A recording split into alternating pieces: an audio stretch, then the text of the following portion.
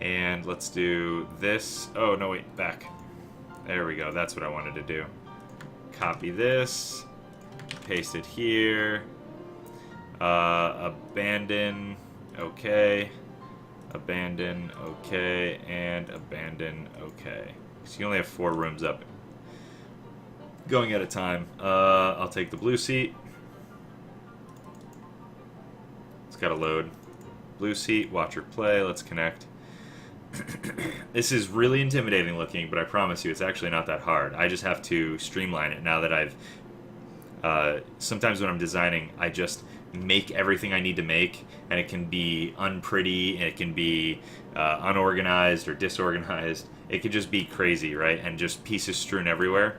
But I'm going to streamline it at some point. For example, like these charts here, this chart is insane. I need to figure out, this is just to figure things out, to see if mechanics work. It's ugly, it's poorly laid out, it's not inspired, and so this piece right here is not going to look like this.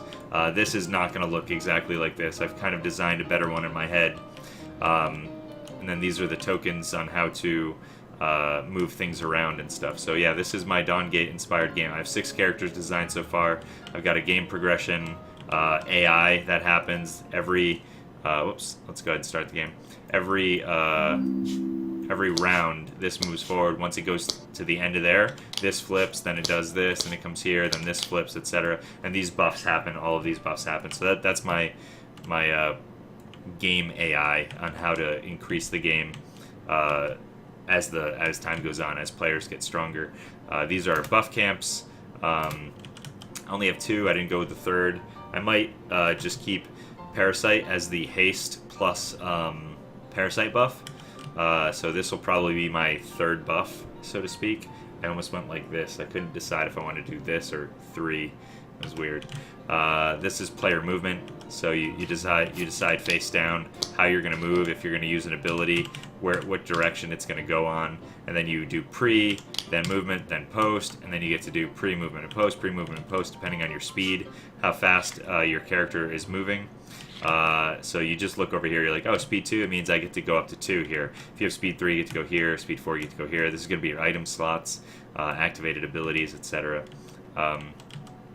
So if you have auras or something, you put them up here, etc., etc., etc. This is your money. This is your spirit well over here. Let's see, these are your minions. This is your guardian ability deck. This is how you know what it's going to do. So players decide actions simultaneously. Yeah. So for example, if I'm here and this guy's here, right? This character would say something like, "I'm going to move up on an angle like this, so you don't know exactly what's happening, and then I'm going to do a wave ride, or yeah, I'm going to do a wave ride in this direction right here." And then this character, so I think that they're going to stay there. I think this character is going to retreat. And let's say this character reveals their movement to move backwards, and my movement was here, so we flip that over, and then I get to do my ability in that direction. I bubble them, and then we go into the next one. So my pre might actually be then to sorry, this was supposed to be a bubble. Then my pre on my next turn might be to do this. It might be to wave ride forward 2 spots, run into you before the movement phase happens. Then once the movement phase happens, move away while you are still running away. Now you can't auto-attack me, and I've dealt you damage twice, right? Resolution order, there is no resolution order. It happens simultaneously. They decide actions simultaneously. They occur simultaneously. There's a pre that happens first, then a movement, then a post, and then you go here, pre, movement, and post, etc. So in other words, if I throw out an auto-attack at you, at the same time that you auto-attack me, both of those auto-attacks hit. If there's ever a confusion as to what happens first, it's generally going to be, well, if I throw out an ability that stuns you, and you throw out an ability that dashes out of that area, then you dash out of the area and get stunned in your new landing spot. So there's stuff like that happens. But if it happens on pre, it happens at the same exact time. If it happens on post, same time. It's cool that you can design in such a way that there are no conflicts generally. Yeah, I'm trying. It doesn't mean that... I mean, generally is the right word. Generally, there are no conflicts. We have creep movement. They move 4 spots every turn, or every round. Once they enter into here, they hit the tower hits them, 1, 2, then they move forward again into here. The tower will continue hitting that one, so 1, 2. This one had taken 2 damage, then it took, 1 damage from that one, then it takes 1 damage from that one. That one dies, and then it moves in again. It deals 2 damage, 1, 2. This takes 1 damage, this takes 1 damage. Then it moves in again, and it kills this one. At the same time that one deals the damage to it, does other damage to it. Then this one moves here. It deals 1 damage to it, 2 damage to that one, and then this one would then just die. It would be able to move forward. So like in this game, minions can actually keep moving, and if they get to here, they actually deal a damage to this, and then he will do an auto attack to that and kill it. So creep will actually move through towers. It's a different kind of mechanic. It's not exactly like MOBAs how they work now, but I don't care because I'm trying to bring something of inevitability to the game ending, and so you can actually deal damage to this before you've destroyed the tower, but only through minions. So that way, once you finally get to destroy the tower, and the tower leaves the battlefield, you can then go ahead and go on to fight that effectively, and it might be lower because you managed to help your creeps get through. So eventually, you could win the game without ever having fighting the Guardian at all. Yeah. Oh, Sheebs, did you not know I had designed this? Yeah, this is a big one. This is my Duskgate game. I have, just for character reference, I have the Huntress, which is Nissa. So I've converted her kit from a 4 ability kit with a passive to a 3 ability kit. A, B, and ultimate. A ability, B ability, and ultimate. I've got Daphne, who is... Oh, Brush is interesting. I'll show you Brush in a second. Daphne is Amaranth. She has her bubble, her wave ride, and her big wave. Old Man is Petrus. This is like mind game to the max MOBA. It is, yeah, it really is. You'd be surprised how much fun it is when you miss. You miss and you think, no! The cooldowns, the way they work is like if I showed you this right here. Oh, I'll go over this for real quick. So this is Old Man, that's Petrus. Then we've got Rich Girl, which is Michaela. We've got the Page Master, which is Zalgus. And then we've got Crabman, who is clearly Cerulean. So I'll go over how these abilities read real quick. We'll go over Zalgus's ultimate. Zalgus's ultimate is he has a 4-turn cooldown. So after he uses an ability, at the end of that round, it goes here. And for the next 4 turns, each turn it will go through. Now, turns are composed of 4 ticks. 4 ticks or sections of 4 phases of 1 turn. The speed 1 phase, the speed 2 phase, speed 3, speed 4. So if you have more speed, you get to do more things. Which is not exactly how MOBAs work, but it's how this game works, and it works effectively. So this right here is a laser. It will go in a ranged, so you can see that this is a circle that extends off the board, or an oval that extends off the token. So if I'm shooting it on an angle, or if I'm shooting it or this direction, it goes like this. All things I would need to streamline to manage the feel similar instead of feeling like micromanagement. Yeah, and it does, honestly, so with us, this is a bit of micromanagement, but it's fairly streamlined to where it doesn't really feel like a ton of micromanagement. Turns go pretty quickly, so I'm still streamlining it. It's not quite done yet, but yes. So this would fire a laser that will deal 4 damage at level 1, 5 damage at level 2, 6 damage at level 3, 7 damage at level 4, all plus P, so whatever your P rating is, your power rating. On a kill, you get to cast again within 4 ticks, so it doesn't go on cooldown. After those 4 ticks are up, it then will go into a permanent cooldown. Or you can choose to just have it go into a cooldown. The FC over here means first character hit. That means it does not go through characters. And it will go a range of 6. And then, like, if we look at this one here, this is the chains. We know how his chains work. I've had to modify them slightly to make them work.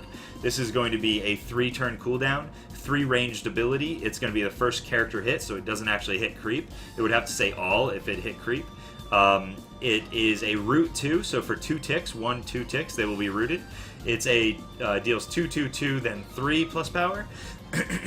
If the target is hit, while rooted in one range around them in every direction, they're gonna characters will take 1 additional damage, or other characters will take 1 damage. So it's kind of how his chains work. On top of that, what you don't know is that this is the level up ability. It's based on your total income. So if you've amassed a certain amount of income, like if you've amassed 5 income, you can, at the end of a round, you can choose to level up one ability or the other. Once you hit 10 income, you can choose to level this up, but you could also choose to level up, 1 to 15 if you have met that threshold. One of the things in here, so like if you look at this, this goes 2, 2, 2, 3. So this doesn't really upgrade too much until the very last one. But what I've done is that these stats here are going to change based on what you upgrade here. So when you choose to upgrade this ability here, you actually get a stat increase as well. So if for abilities that show things like 2, 2, 2, 3, during these early levels, they're going to get better stat increases than they are at the end game. So that's how I'm controlling level of player or character progression. Alright, so then his bomb, which is his rift, right, is a 3-turn cooldown. It's on a 2 range. The square means ground target effect, and A means it attacks all enemies within its range. So this dot right here means that this is where you are. 2 away, 1, 2. You lay down the center of this form right here, and you do 1 damage in all of those spots. You slow everybody who's been hit, and you reveal everybody who's been hit for 4 ticks. So slow for 1 turn, reveal for 4. This is bringing in the feels? Yeah, buddy. I put a lot of time into this over the past month. This is it took me a month to design so far. By the way, orange means that it's physical. Purple means that it's magic damage. Just as a quick identifier for how that works. Yeah, I've got a lot. So when working on Duskgate design, do you change your stream game to Dawngate? No, I should.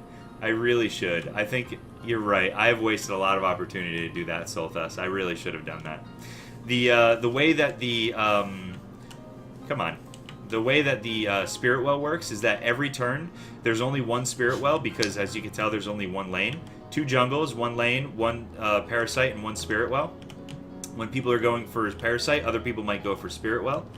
Yeah, I'll go to the brush. Yeah, armor and magic resist, I'll talk about that in a second. Spirit Well is important. The way Spirit Wells work is, as you can tell, there's a blue side and a purple side. Blue team will get 2 gold at the beginning of their upkeep, or Vim. I'm not gonna be able to call it that, but 2 spirit maybe I'll call it. And then purple team will get 2 as well. If you end your turn, an entire turn, on the one of the opposite color, you flip it over. The max you can control is 3-to-1 ratio. So one team will get 1, and the other team will get 3, and that will progress you forward towards your income.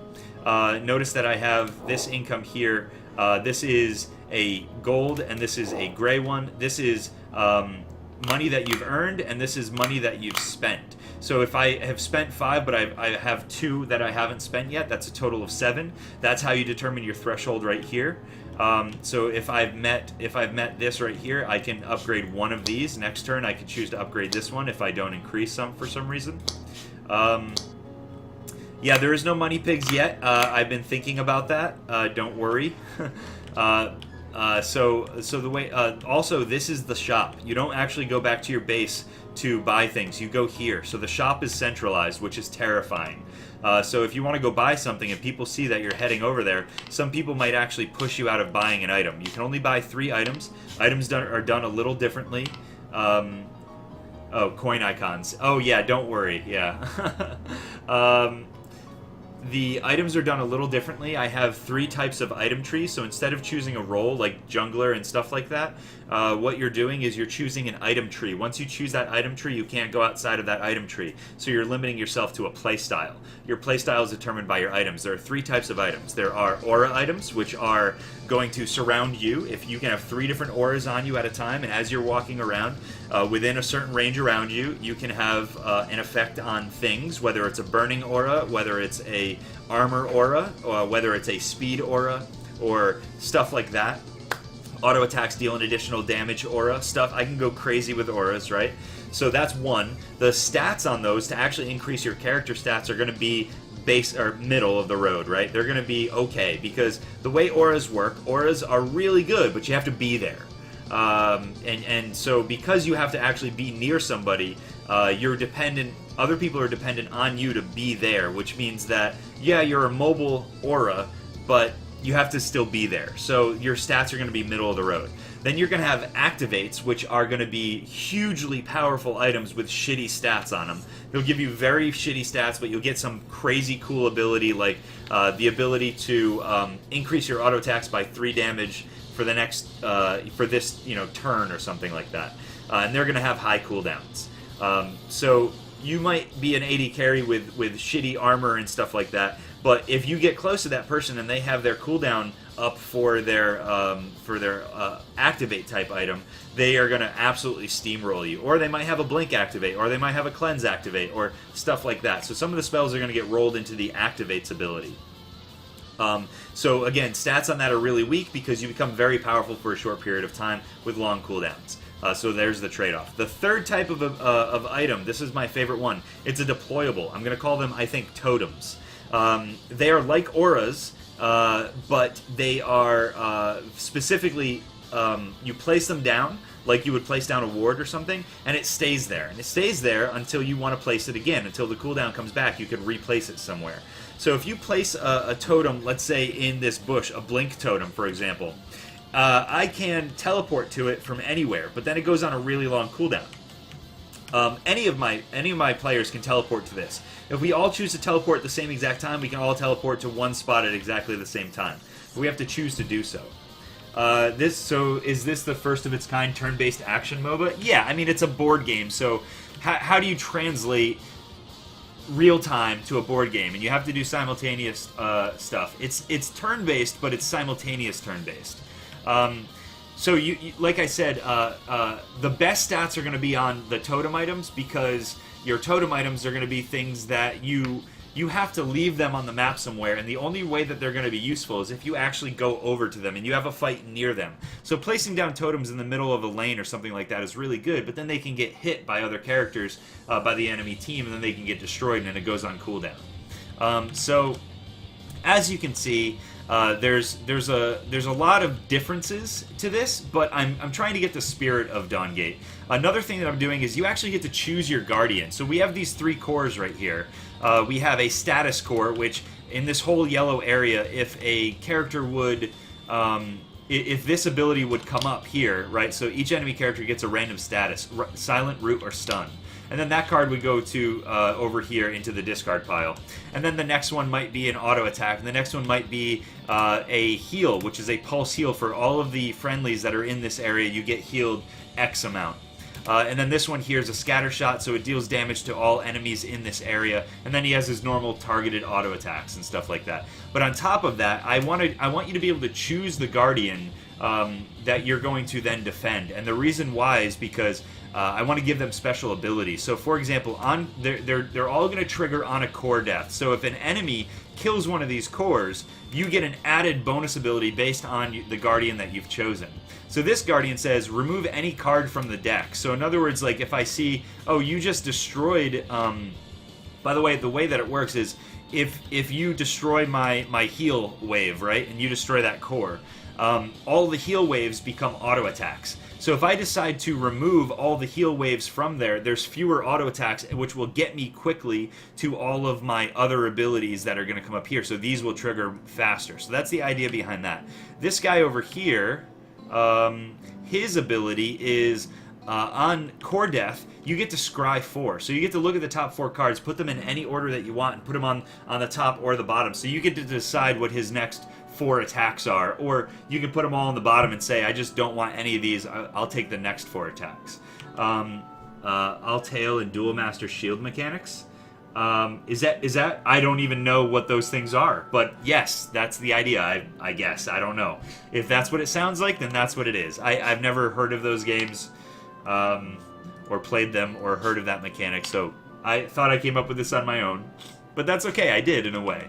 All right. So bush mechanics. The way bushes work. Let's say let's say I would enter into the D bushes, right? So if I enter in from here, you know I've gone into D2. What I do is I take these right here, and I will have these in my hand, and I will put face down the ones that I am not in.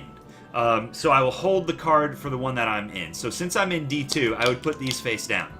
Now, as soon as somebody walks into the bush, I have to reveal where I am by pulling this from my hand and saying, I'm in the D2 bush. So basically, I come off the board for a short period of time. I like put myself right here and I say I'm in the D bushes. You don't know which one I'm in, even though you know I was in D2 because of where I entered in.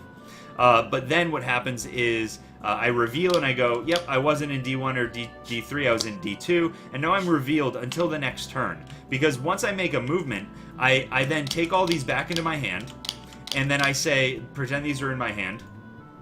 The D bushes. Wait.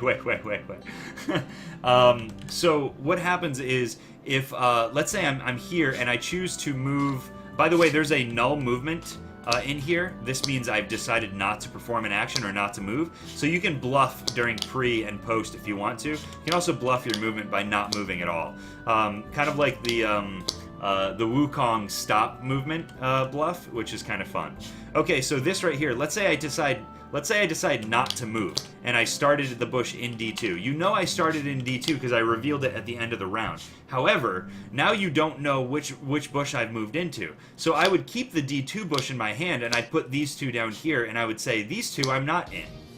And this one I am in. And then, so if you fire an ability into the bush, or if you enter into the bush, or let's say this guy fires an ability into D1. I go, just kidding, you missed me. I wasn't in D1 or D3. I was in D2. So all you do is you hide the information for where you're actually standing by picking one card that you're actually in. It's actually a really simple system, and it's worked out really well during some playtests, which is great. So let me read this real quick. So I've been typing replies in my bot chat line, thinking it hits chat for like 40 minutes. Oh, wow, that's funny. You select cards from your deck to act as shields for your base's health. When the shield is broken, according to the specific shield you have selected, an effect happens. If the shield has less health, it will have a stronger beneficial effect, and vice versa. Oh, cool. That's very cool. Yeah. Yeah, so yeah, it's kind of like that. Yeah, sure. I also have minions, and I have base minions, siege minions, and striders. You get striders by killing a core. Every core you kill, you get a strider. So if you eventually, if you kill all 3 cores, you can have 3 striders instead of just 1 strider per wave, which can be pretty intense. I think that's how I want to do it. Fuck, what am I missing? There's so much to this game, but it's actually really simple to keep track of. Wow. Oh, yeah, I mean, I guess I didn't talk too much about this, but like I said, once you the way that the game progression works is whenever the token's on this spot, buffs will respawn. So even if you killed them right here, and then we go into this round, buffs will respawn immediately so you can fight them again. It's a really weird way. So you can only have one character in a specific bush at a time then. Yes, exactly. Okay, so then if we go into this one, if this round hits and the parasite is dead, he will respawn in this round. And every time we go here, the creep will spawn a new wave of creep right here. Then we go to here, and as soon as you go back to here, the creep get a buff. So the creep will immediately level up wherever they are. Going to their max of 4 HP, and their damage is increased to 2. And you can kind of see that on these guys right here. You can see that they have 1, 2, 3, 4, and then this is their gold, 1, 1, 2, 2. The siege minion will also spawn on this wave right here, which is a big deal. So the second wave, you already get a siege minion, which means the game is going to go pretty quickly.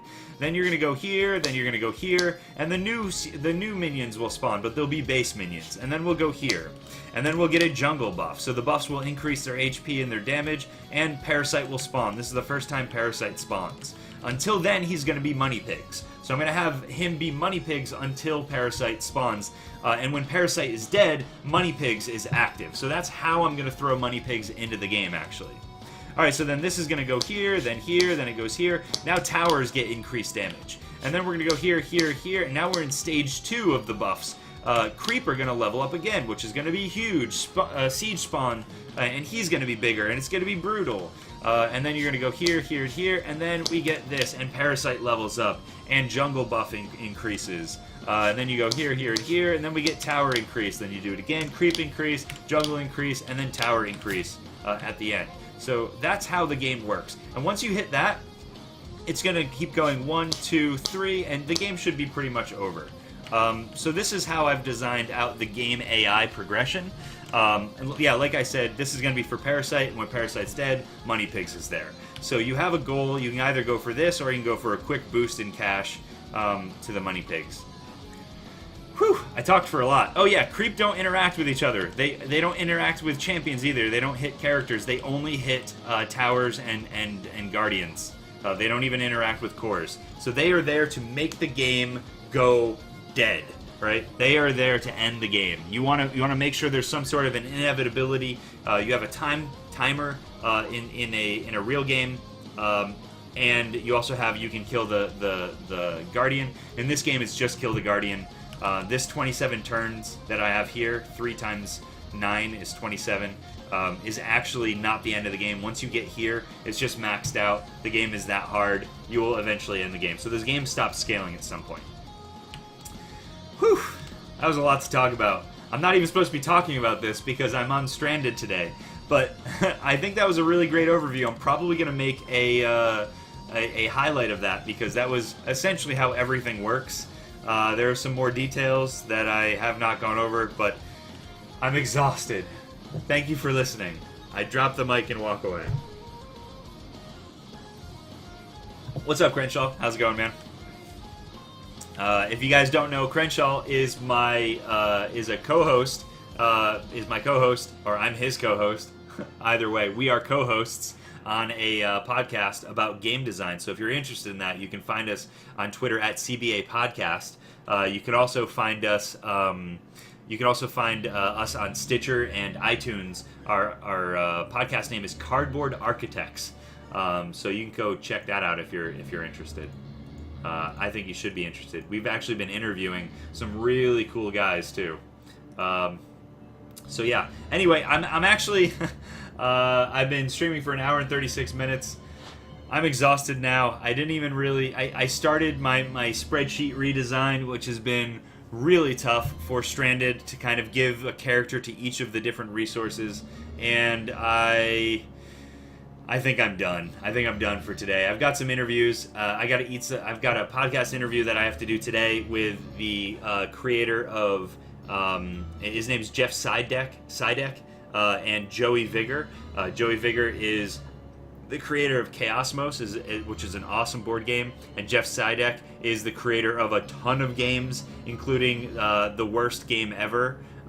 It's called The Worst Game Ever, and which is a bit of a meta game where all of these mechanics that people make in board games that are terrible, they all actually become mechanics that you do when you're designing or when you're playing this game. So it's kind of like board game, the board game, or card game, the card game kind of thing. Also, he has made this game that's about to go on Kickstarter, which is really cool. So it's called Battle Stations, and I think you guys should check out the podcast because we've got some really cool people that we've gotten to interview, and we have some really good discussions about board game design. I talk a lot, and Chris asks the good questions. That's kind of how it works. It's been pretty awesome so far. Plus, there's some super secret, top secret news on the front that's coming, but we can't talk about it quite yet. We will be announcing it soon, which is pretty awesome. Second edition, if I recall correctly. Yes, it is Battle Station's second edition on Kickstarter, yeah. So it's got better art and better pieces and stuff like that. So, all right. I have done a lot today. I wrote out all this stuff. I designed out a little bit of balancing situation for my Stranded game, which I'm actually really happy I sat down and did. So I appreciate that everybody was here helping me do that. Yeah, soon TM. We have good information. Oh, Moby, there's some other information that I wish I could tell people, but I'd have to get a yes or no to be able to tell people. I would rather get a yes to be able to tell people. That would be awesome. But anyway, we'll see in the future how that goes. Thank you guys so much for watching. I gave my quick overview of Duskgate, which I'm actually going to go ahead and make a highlight out of because I think it did a good job of explaining everything. Yeah, no problem. Sheebs, congratulations on getting married, sir. Well done, you and Pinky. Give Pinky a hug for me, please. And stop by again if you're interested in just having me as background noise, because I'm pretty good at that. Stay dapper, guys. Keep it classy and keep designing. We'll catch you, I don't know, maybe, what's tomorrow? Friday? Yeah, we'll catch you tomorrow. I might even stream later tonight. No, wait, I'm going to gymnastics. I'll stream tomorrow. I'll catch you guys later. See ya.